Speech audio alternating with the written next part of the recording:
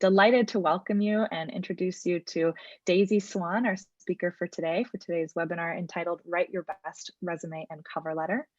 Daisy is a coach with 25 years of experience helping people get curious about what they want and how to get it. I love that.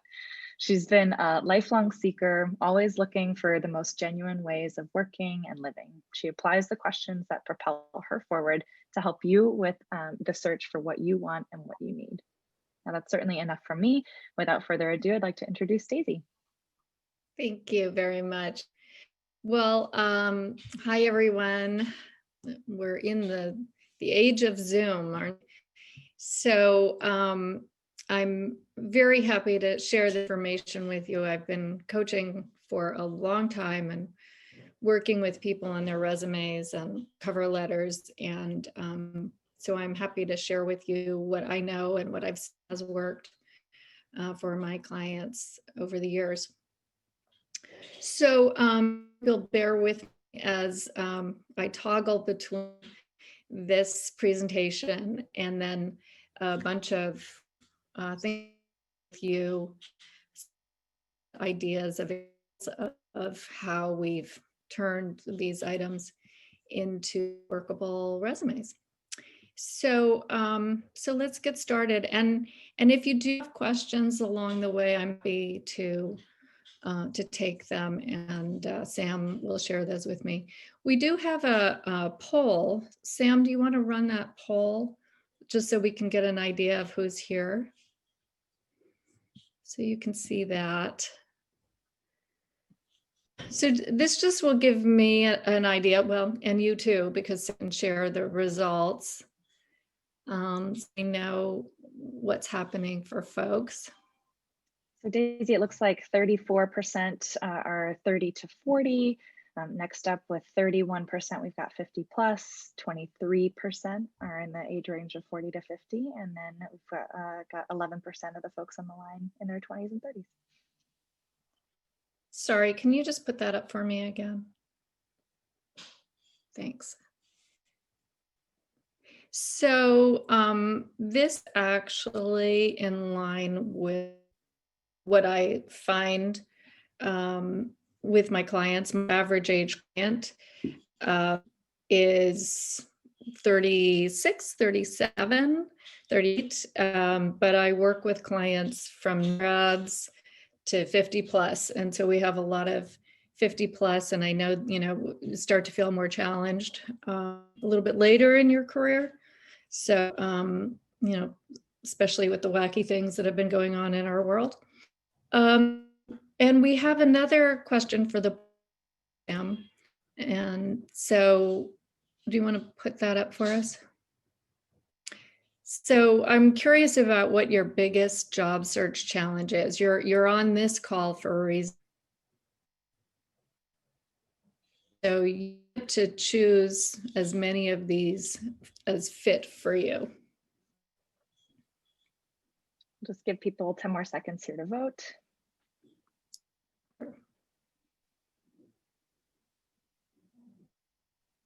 Wonderful, and I will share the results.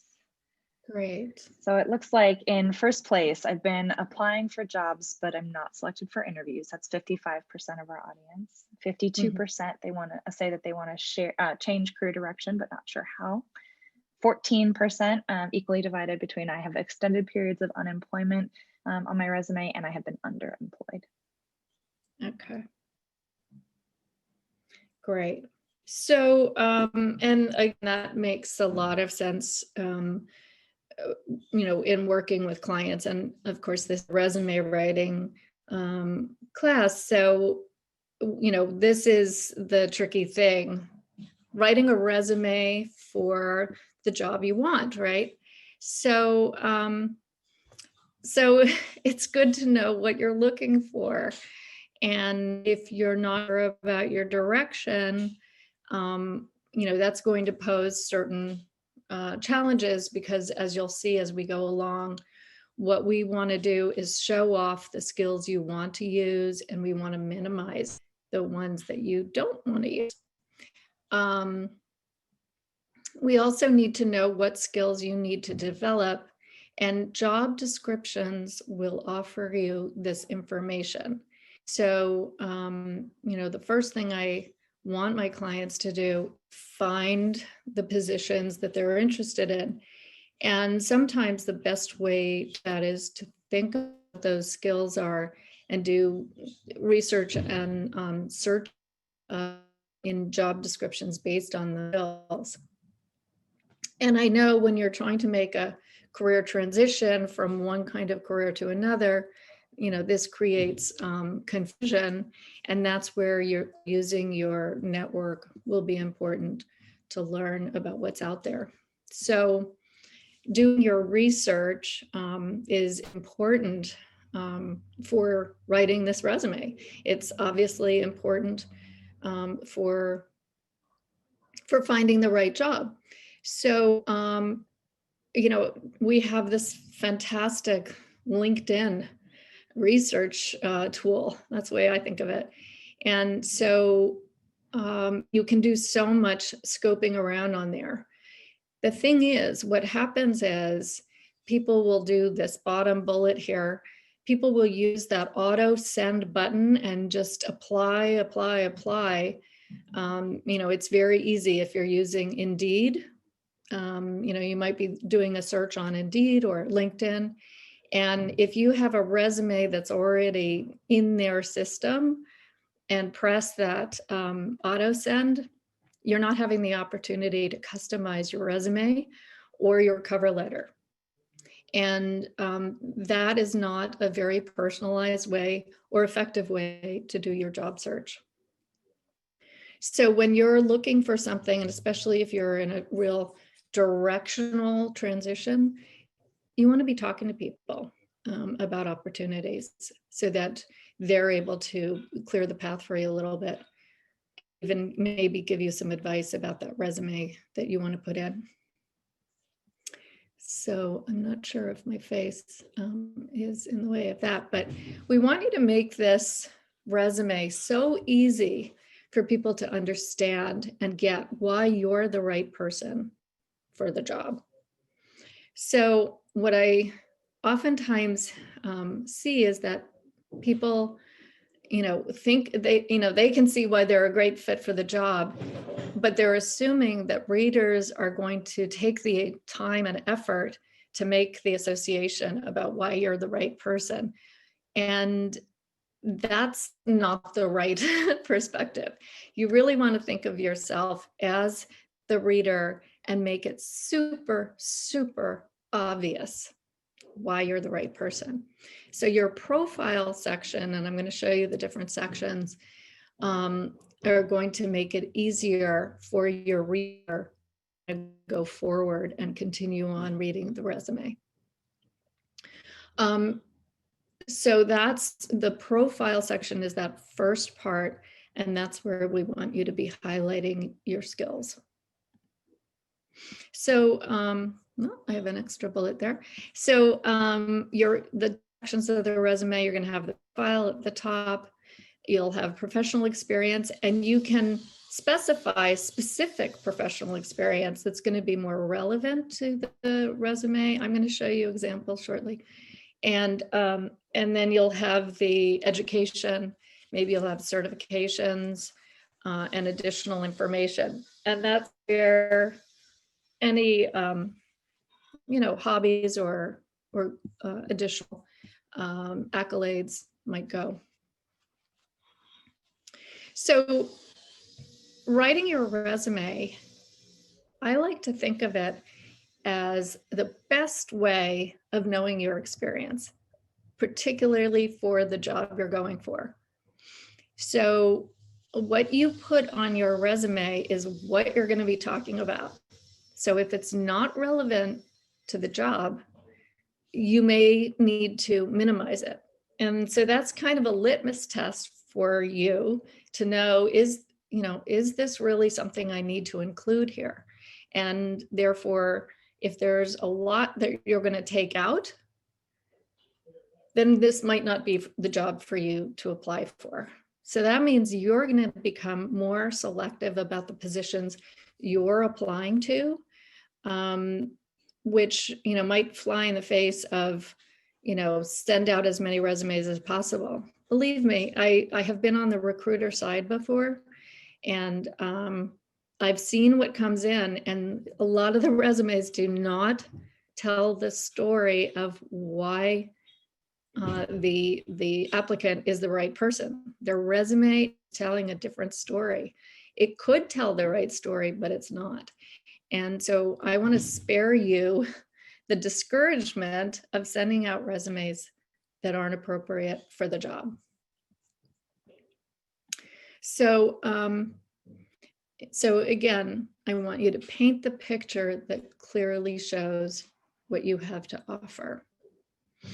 So you should have some handouts that we've sent. And so there's a resume development worksheet that you can use once you've found the job description that you are interested in.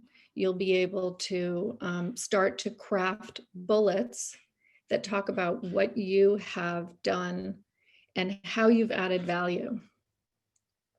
So how you added value, that's where we're talking about writing results-oriented bullets.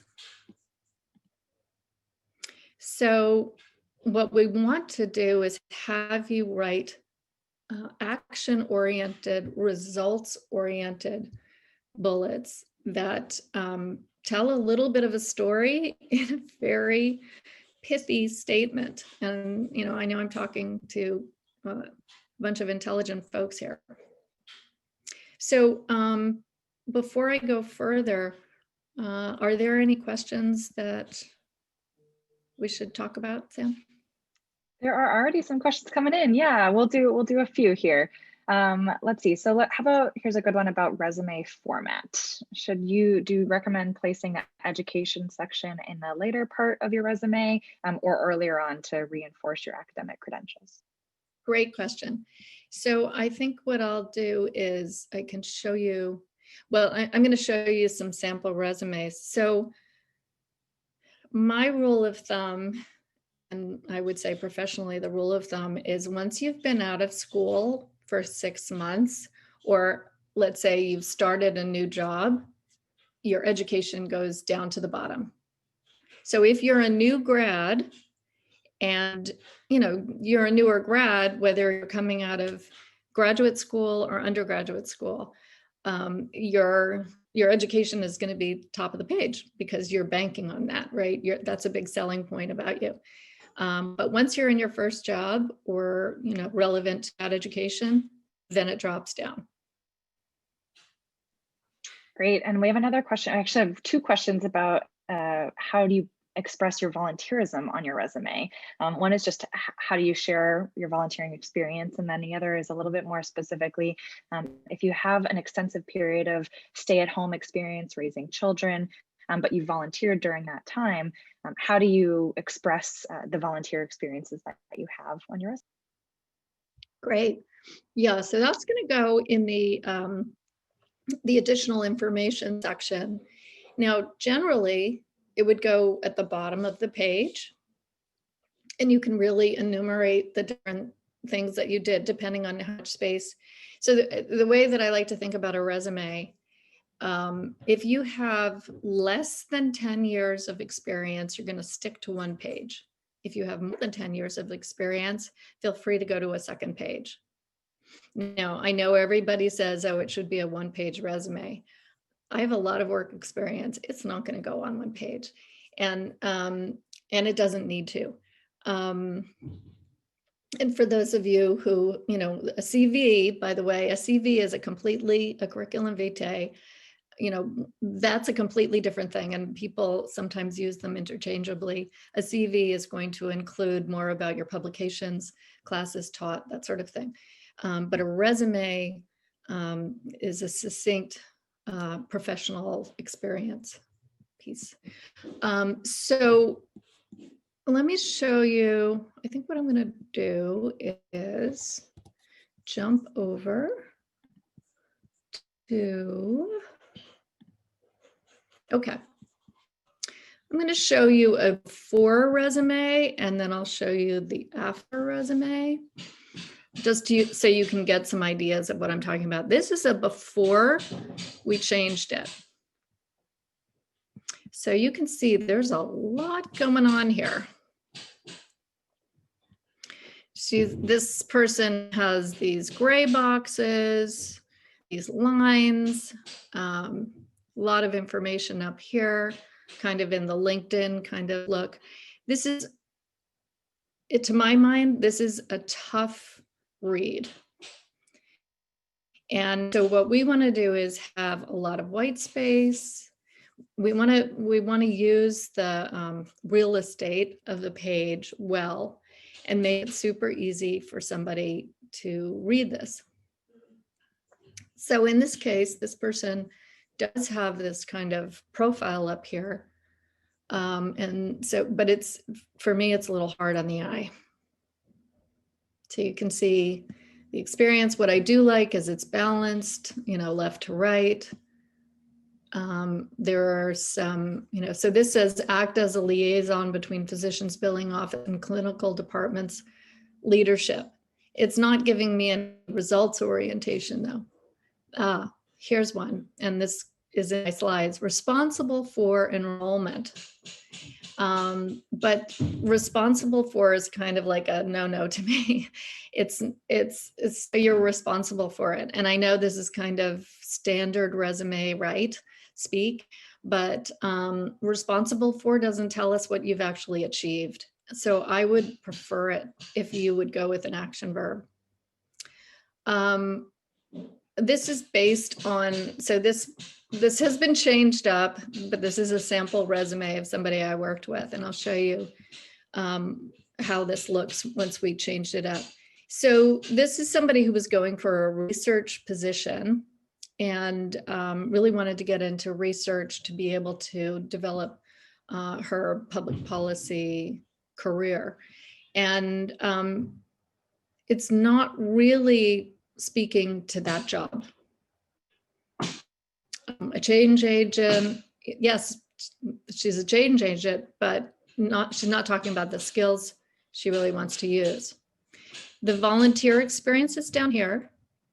And just around the volunteer things, like if you've been, let's say, very active in volunteerism at your kid's school or outside of work as a way to change into a new field, it is possible to have a separate heading.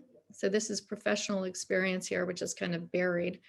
So you could have professional experience, you could have relevant experience as another heading if you want to show that off. So, this is an art, it's not a science. And believe me, you probably know everybody has an opinion on a resume. Okay, so this is the after version, and this might look really pared down after looking at that very active resume. So what we did here is we brought this down to be a simpler read. So it's really speaking to the position. So here's the professional profile, but it's research analyst because that's the job this was written for. So we're going with a sort of summary here, which I know can be tricky for people. Sometimes it should be the last section to write because it can be tricky to write.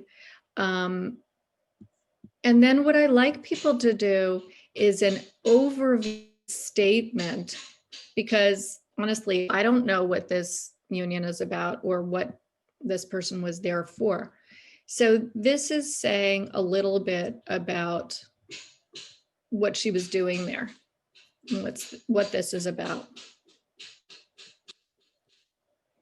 So I always like an overview statement, and then you get in, it's like a thesis statement, and then you get into the facts down below. So synthesize information. Well, that's a key thing for this position. She was going to, from multiple data sources to write reports and memos for press pitches and political talking points for communications department. Tailor informational materials to external audiences. So utilize writing and speaking skills. So again, we're getting the skills. Analyze policies and trends that impact workers and healthcare industry stakeholders. Now, this could have had more to it, analyzing the policies for what? And conducting interviews and outreach to connect with key industry players and to buy-in. So, and then the things that were most relevant, we've kept in here, but the other things that weren't so relevant, we took out. Okay, I'll bet there are more questions coming in. That is a good bet. We've got a lot of questions coming in. All right, so a lot of them are around the logistics here as you're walking through these resumes. So here's one about verb tense. Do you keep everything in the past tense? What are your verb tense recommendations? Great.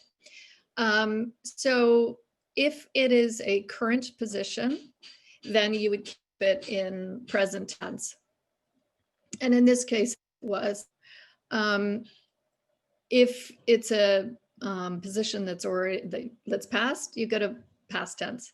And we don't want to go with you speaking about yourself in the third person. So sometimes, I don't know why, people write things like synthesizes information. We don't want that. Or tailors informational material. We don't want to go there. So it's, yeah. So think about, are you doing it now?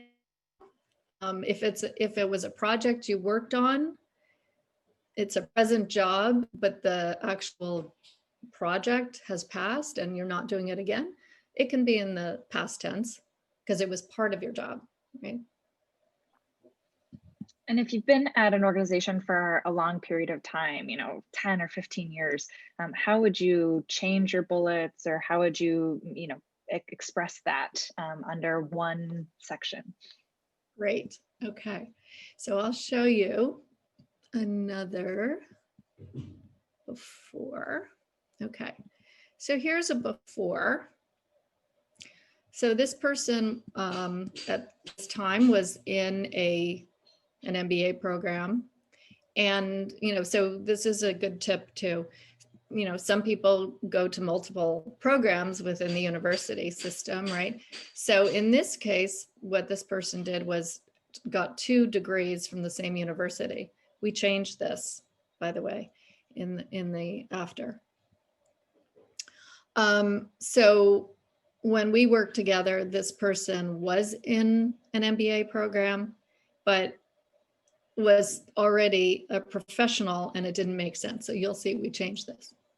Okay, so again, there's a lot of information on here, and this person had worked more than 10 years. And it's just a litany of bullets. So, and I've seen resumes that are super dense. They have very tight margins. If this is you, don't go that tight on your margins. I mean, this is okay for margins, but I'm just telling you. So, okay, this person was with Getty Images. And so we know one of the world's leading stock and editorial photo and video content providers. So that's good overview. And they produce, okay, we're going to take that out. Produce industry leading news, Doesn't say anything about an overview of what this person does. So here, a bunch of titles. Again, this is the before. I'm going to show you how we'll do that, or one of the ways we can do that. This is not a terrible resume, but it's not a great resume. And then down here, so first of all, I don't like the dates being over on the left. I like them being on the right. We read left to right. So this is totally wacky, and the funniest show ever. If you haven't seen it, you should. It's streaming on Netflix.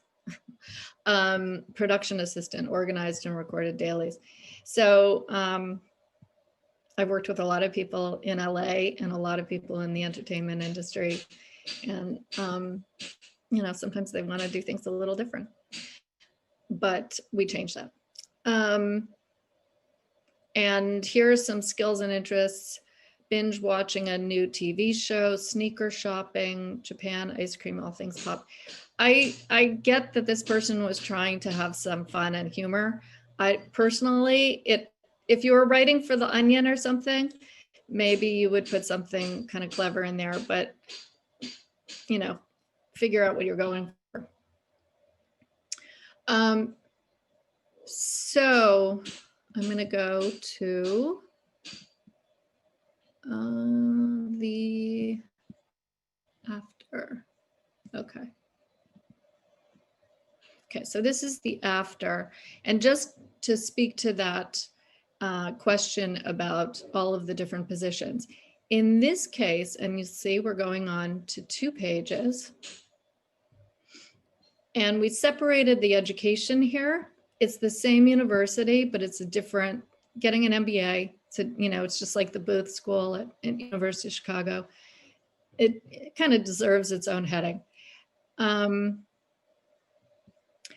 So in this case, what we've done, here are the different titles.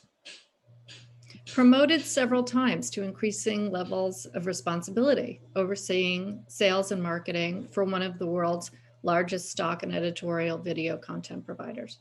So that's a good overview. And then we broke this out to identify the things that were most important in all of these years of experience, 10 years of experience.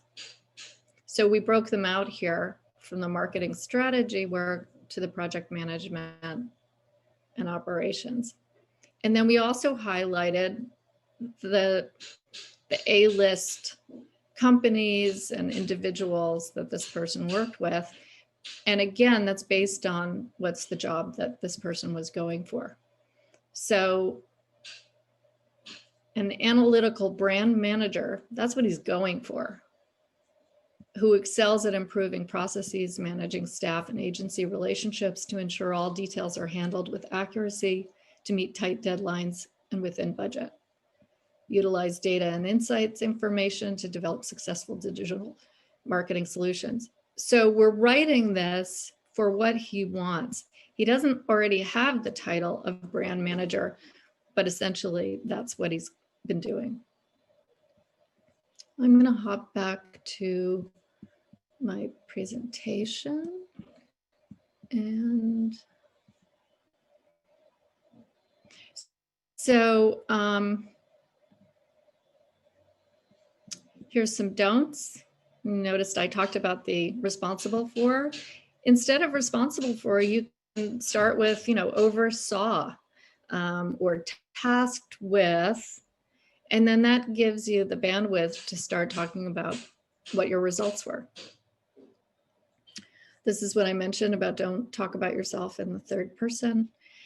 Okay, so something I wanted to bring up about, well, I know there are some maybe international folks on these calls. And so in other countries, it's de rigueur to include your marital status, how old you are, when your birthday is.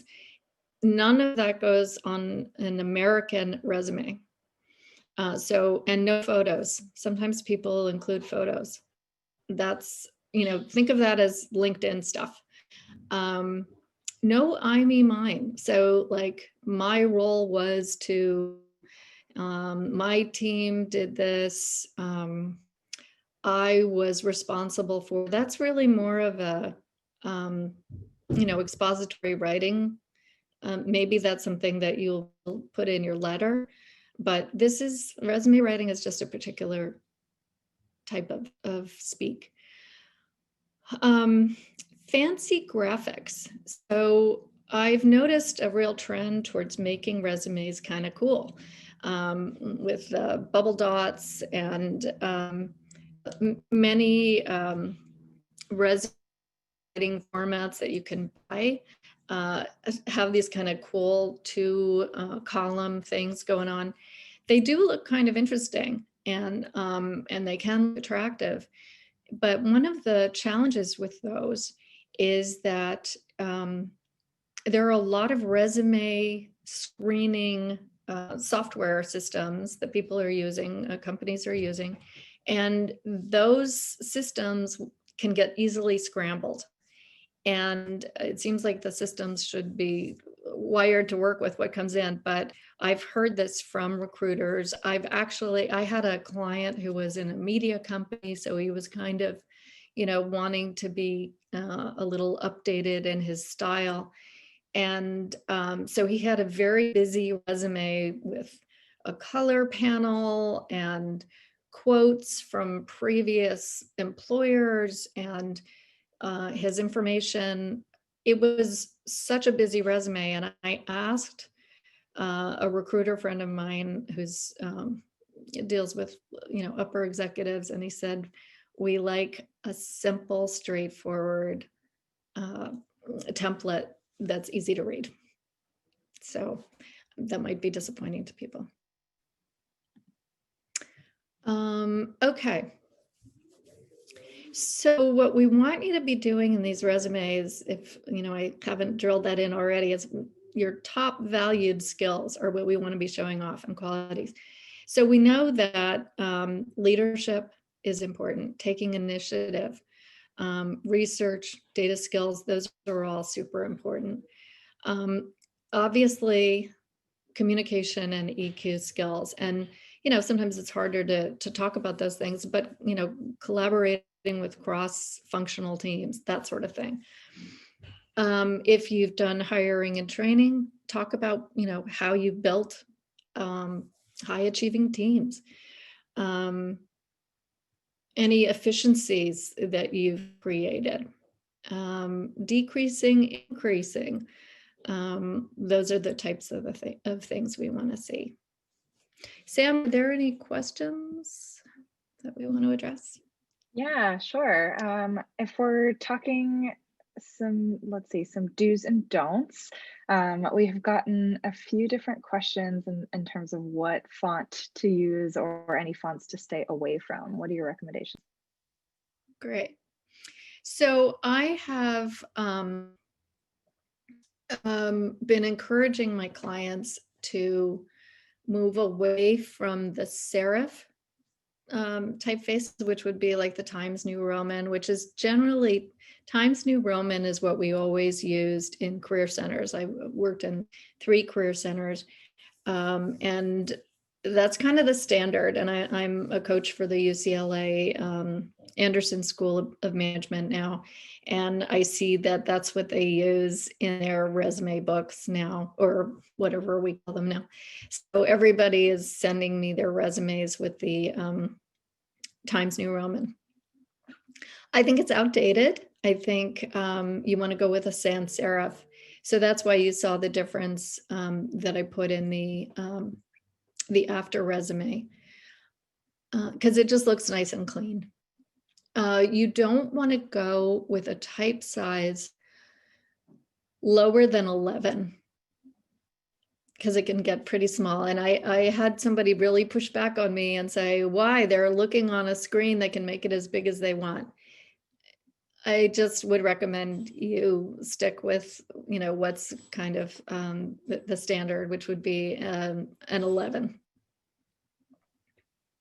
And here's another question. In some of the samples that you've been showing here, the resumes have had descriptions of the companies that they work for. Can you give scenarios when you recommend doing that, or perhaps not doing that, if it might be like a waste of precious real estate, as someone put it here on their page? Yes. I mean, look, if it's Coca-Cola, yeah, we know Coke. But if it's not, a lot of people don't have name recognized work experience. A lot of people work for smaller, let's say it's a small consulting firm. I don't know what they're about. I met with somebody yesterday who had, really interesting experience, but I couldn't figure out what kind of company it was. So it just gives us context. So yes, of course, if it's totally name recognized, don't worry about it. But it can be helpful nonetheless to put an overview statement that's not necessarily that much of a description of what the company is, but an overview of what you do. Could just be one line. And here's a follow-up question to one of the points you were mentioning about the CV. Can you elaborate a little bit more on the difference between a resume and CV? What's the context for using one over the other? Yeah. So a CV is generally a longer document. It's not expected to be one page. It would include, as I said, publications. It might include presentations done, papers, white papers, things like that. So it's really for an academic or a research kind of position. And it would start, in most cases, it would probably start with education. So for a job, a regular, so to speak, commerce position, a CV would not be appropriate to submit. You want me to do one more? Sure. Great. All right. So if you have been in the workforce for a while, how long would you recommend keeping your professional experience on your resume, and perhaps especially if it's not relevant anymore to the job that you're doing or the Great. job you're looking for? Yeah, thanks. Yeah, so this is tricky, and I've had pushback from people who love their experience. If you've been working, for 20 years or 20 years plus, you have a lot of good experience, but there is a finite amount of space, and you don't want to go on to a 4-page resume type of thing. So one, we have different options. You can keep things on your LinkedIn. You can take them off your resume. You can list things on your resume at the bottom of the page, right? So you could have the more important things front and center at the beginning of the resume, and towards the bottom, you can say other experience and just list the companies and the dates. Remember, most places, anybody who's been applying for jobs, you've probably had to apply, fill out an application that's super time consuming and annoying. But you may have had to go online and fill out an online application. So that's where the details come in. On your resume, you can shorten that, and then you can include things on your LinkedIn. Again, I know, I'm giving you generalizations here. But your about section on your LinkedIn gives you a lot of space. I mean, I've written a lot of information into my about section, and you can also update it. So that's a place where you can really say more, because I know people are always applying for a range of positions, and so that's where you can cover that range. People always ask me about the title that they put there, and that can be a trickier thing. But what I like people to do, I'm just adding this in here with LinkedIn, I like people to use some of the skill sets that you're using, more so than necessarily the title that you have. So if you are a brand manager and you're looking to go into some other direction, you can, say brand manager, and I'm doing this because, we put those vertical lines in between. That's the kind of LinkedIn style, that vertical key up above from your return key on your keypad. We separate the skills or the titles with that.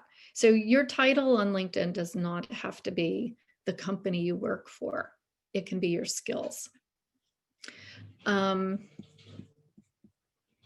Let's see, did I get off track? I'm not sure. we were talking about how much to include. So, kind of use 10 years as your gauge. So if you have 10 years experience and you've moved on, which you probably have, into other responsibilities, you can start to minimize the things. You don't need your internships on there, most likely. The thing is, sometimes people want to go back to doing things they did earlier in their career, and they learned a lot from earlier in the career, and they want to bring those things up to being recognized. You can put those skills in your profile. This is a case-by-case type of thing, and you might want to include more about the experiences that you had that were pertinent. So additional information, that's where you're going to include things sometimes people go right to that because it gives them a human sort of connection to you. They want to go right to the bottom of the page and see what else you're about. And, so if it's travel or specific organizations, maybe you're on the board of various organizations, certainly you want to include that. Your volunteer experience, definitely tells us more about who you are. Avoiding very personal information unless it's really relevant. Okay, so, I know sometimes people are very involved with their religious organizations. If it makes sense to have it because of the position you're going with, then that's great. But if it's a little, you're not sure, if you're not, if there's any doubt, be conservative about it. Okay, so before I go here, any questions, Sam? Sure. Here's one about demonstrating impact. And I think this will really resonate with a lot of folks. Do you have recommendations for demonstrating the impact of the work that you've done when your experience or your skills are qualitative rather than quantitative? We always hear the advice to quantify everything, add numbers to your resume. But if that's harder to do, how do you demonstrate impact? Yeah, I mean, well, here's one. Invented and implemented industry-changing production and distribution workflows from planning to execution. Now, this does say resulting in cost reduction. I'd love to hear, maybe what a question would be or a follow-up to that might be. Like for example, let's say teaching students, or counseling or mentoring, that's more of a soft skill. That's not, more of a qualitative thing, or contributing to a culture, but still they do have impact. Right. The question mentions historical research, for example, specifically. Conducting historical research. Well, what's it contributing to? It's contributing to something, right? So everything we do, we wouldn't be doing it if it didn't have some impact on someone. So that's where, it's when we're close to our experience, it can be easy for us to lose sight of what we do. So no matter what you're doing, it's got an impact on somebody. It's contributing to something. So think about that. What's the point of it? So I used to say to people, think about the so what. If there's no so what, don't bother putting it on there. I do want to get to the letter info, but is there another question? Go right ahead. We'll save the rest for the end. That sounds great. Okay, great. Let me go back here. There. Okay, cover letter. I remember sitting in the library when I was graduating from my graduate program and writing a 2-page cover letter because I just had so much to say and I wanted them to know how passionate I was.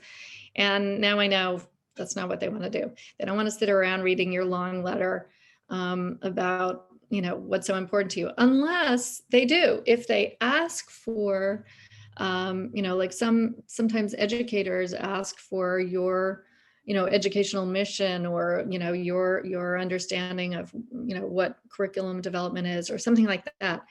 But otherwise, keep it short. So that means less than a page. Show off your great writing skills by not being too bland. We don't want you to be a cardboard cutout, which a lot of people write letters that way. Dear sirs, we don't do that anymore. So let's see. Oops. That's not what I want to do. I thought I was doing so well with this.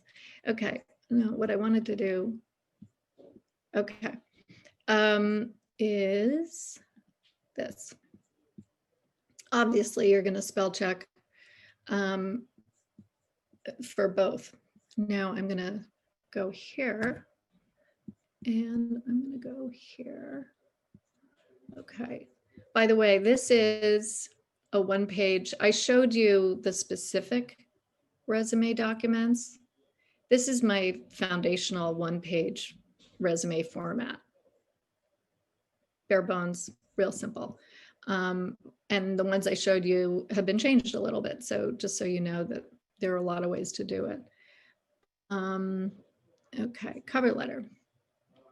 So this is a cover letter format that I've been working with for several years that I think really works for people. And I've seen people really customize it well. Basically, you're always sending things via email, unless it's not a bad idea sometimes to send things by snail mail too, if you really want to cover your bases, because things do get lost in those systems, which is super frustrating. I know, I've heard it. Okay, hiring committee, you can say hiring committee or hiring manager. Okay, so you want to be right up front and say what you're writing about and why. So I'm excited to find this position because I believe it combines my analytical, creative, and problem-solving skills at a company I have aspired to join.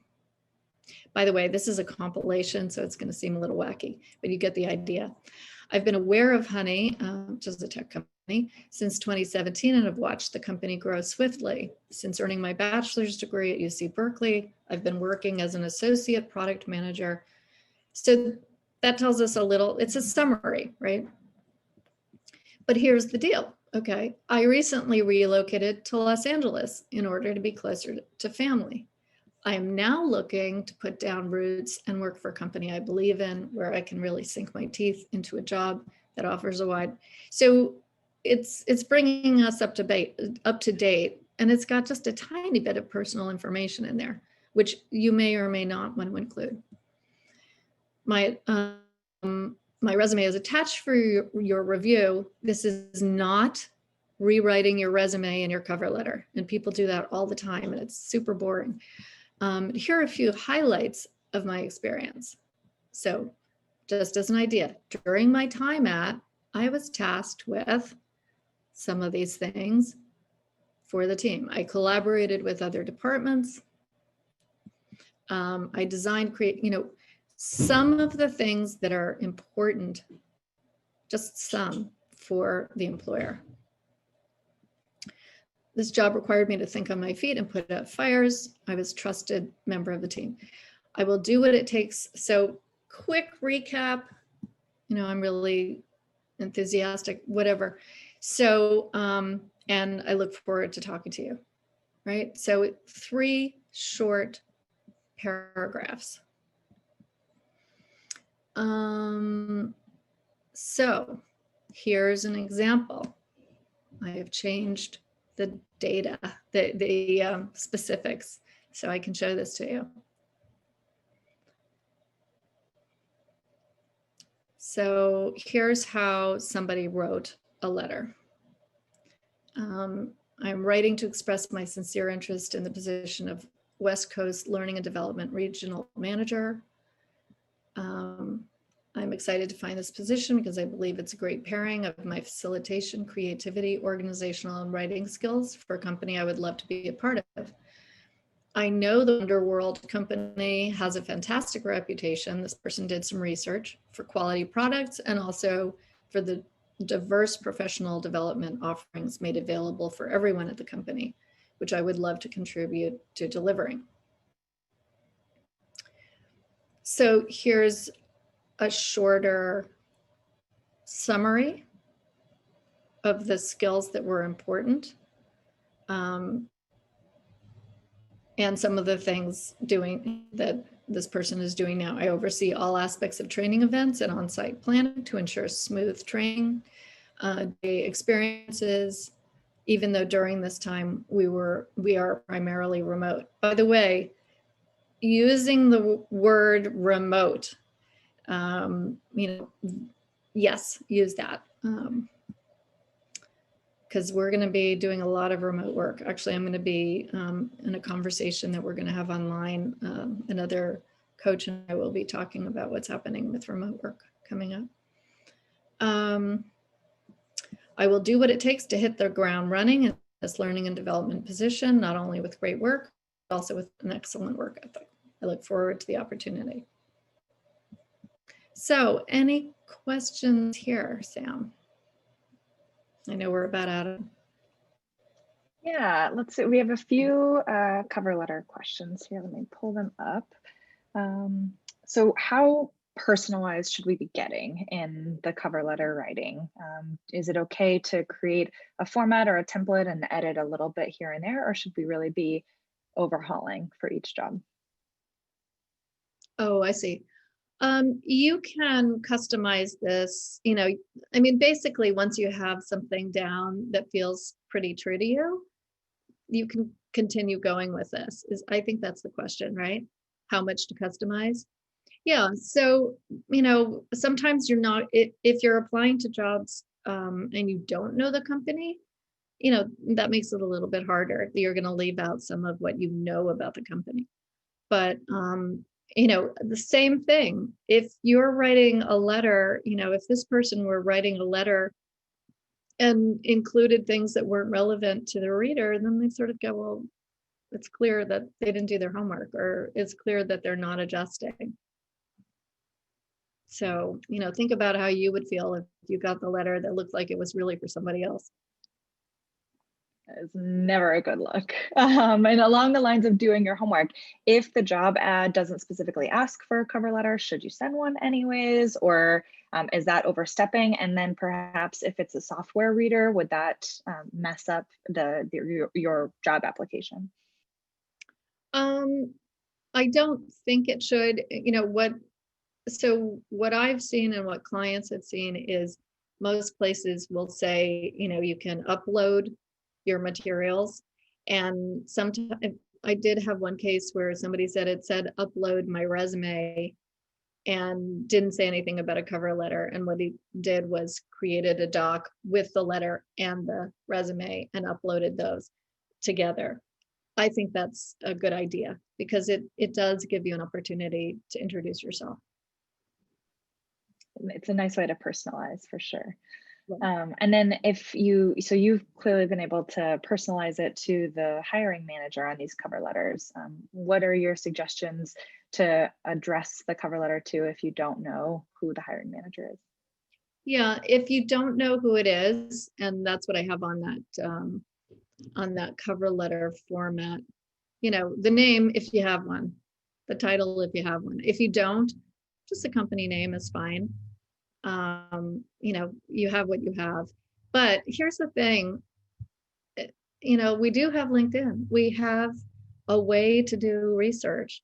And of course, not everybody is on there, but, so if you have the information, great. If you can dig a little bit more, in that letter I just showed you, there was the talent acquisition person. And, talent acquisition is, those are the people who do the hiring generally. And a lot of positions, at least on LinkedIn, will show, who the hiring manager is, so, or the recruiter. But again, that's where you can use and for those of you who have been unemployed for a longer period of time, you do want to be talking to people and to have names so that you can get in that way. I think we have time for maybe 2 more quick questions. I apologize if we haven't been able to get to yours. I've had 3 or 4 people ask about thank you notes following an application, or I'm sorry, an interview. Do you recommend a handwritten thank you note, or is an email enough? Yeah, in the old days, I would have absolutely, the old days. Um, so, 20 years ago or something, you would have definitely sent a handwritten note. It's nice to send a handwritten note, but it's not, I don't think it's expected. Sending an email is perfectly fine. Maybe not a text. Let's not text them. Yes, I think that's great. And then I'll ask one last question here. We've had a lot of requests for you to share this cover letter template. Is it possible for you to send that to me via email, and I can include it with the rest of the documents that you've shared with us today? Yes, for sure. Sorry, I didn't do that. Yes, I will do that. No problem at all. All right, perfect. So everyone on the line, you will have access to this great template. And I think that just about does it for us today if we want to end on time. Daisy, thank you so much for sharing some really actionable tips. I hope everyone will take a little bit of time this afternoon and make some edits to their resume and their cover letter now that it's all fresh in your mind. I really appreciate your insights today. Yeah, thank you so much, everybody, and good luck. So thanks.